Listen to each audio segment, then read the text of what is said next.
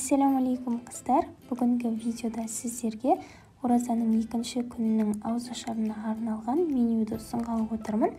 Бүгінгі видеода сіздермен бірге бір жасағаннан шығатын өте дәмді құймақтар мен қолдың кеспесінен дайындалатын кеспе көженің рецептісін ұсынатын боламын.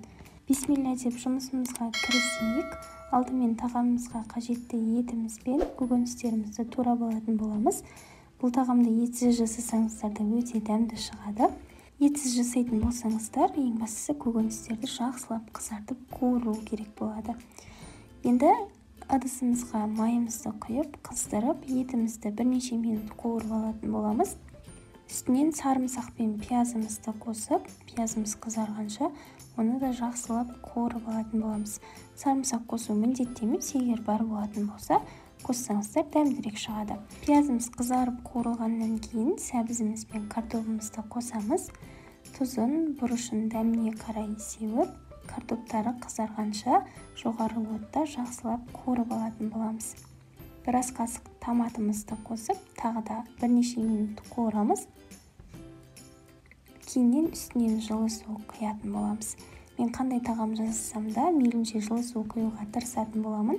Бір жағынан сорпа тез қайнайды, бір жағынан ет қатты болып қалмайды. Сорпаға бірнеше дана лавр жапырағын салып, қақпағын жауып қайнататын боламыз. Енді кеспені дайындауға кірісеміз. Ол үшін бір дана жұмыртқа, дәміне қарай тұз және де 2 ас қасық көлемінде су салып, жақсылап араластырып, електен өткізілген ұнымызды қосып, кішкене қаттылау етіп, қамыр илеп алатын боламыз. Дайын қамырды 10-15 минуттай тындырып аламыз.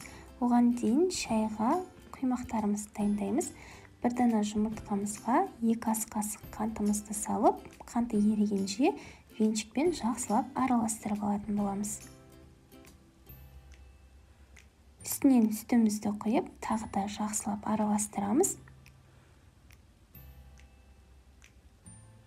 Ұнымызды електен өткізіп қосып, түйіршіктерін қалдырмай, жақсылап араластыратын боламыз.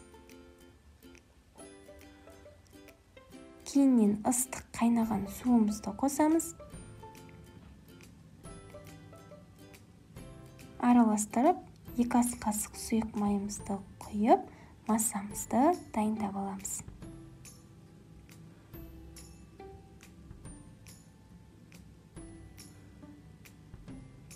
Көріп тұрғандарыңыздай бізде осындай масса шығу керек.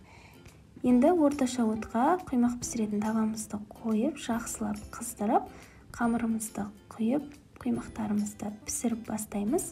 Жетпей қалған жерлерін осылай толтырып жіберсеңіздер болады. Шпажкамен немесе пышақпен шетелін көтеріп, қолдарыңызбен немесе лопаткамен келесі бетіне аударып пісіріп алатын боламыз.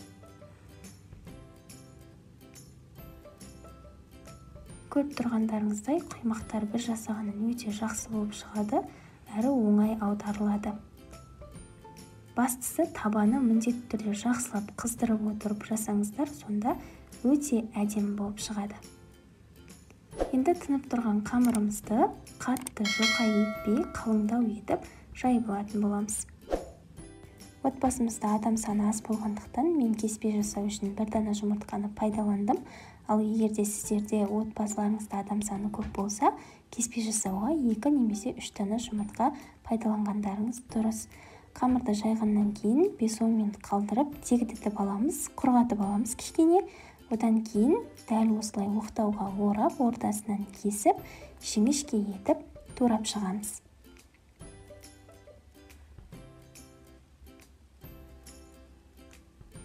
Кептіріп алатын болсаңыздар, қамырларыңыз жабыспай осылай әдемі болып туралатын болады.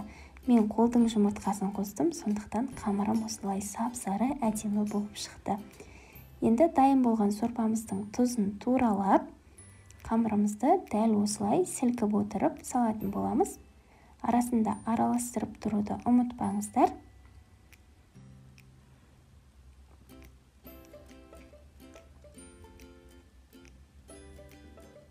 Қамырларымызды толықтай салғаннан кейін қазанның қақпағын ашып, дәл осылай жоғары отта 3-4 минуттай қайнатып алатын боламыз. 3-4 минуттан кейін отымызды өшіріп, қазанның қақпағын жауып, тағы да 5 минутқа қалдырамыз. Мінекей қыздар, біздің кеспе көжеміз дайын, өте әдемі болып шығады. Қолдың кеспесімен дайындалғандықтан дәмі ерекше болады. Енді ыдысымызға құйып, дастарханға ұсына берсек болады. Кеспе көжені айран қатып ішсеңіздер, дәмі тіптен керемет болады. Дастарханға ұсынбас алдын көкпиязбен немесе аскөкпен сәндеп жіберіңіздер. Бір жағынан әдемі көрінеді, бір жағынан тәбетті ашады.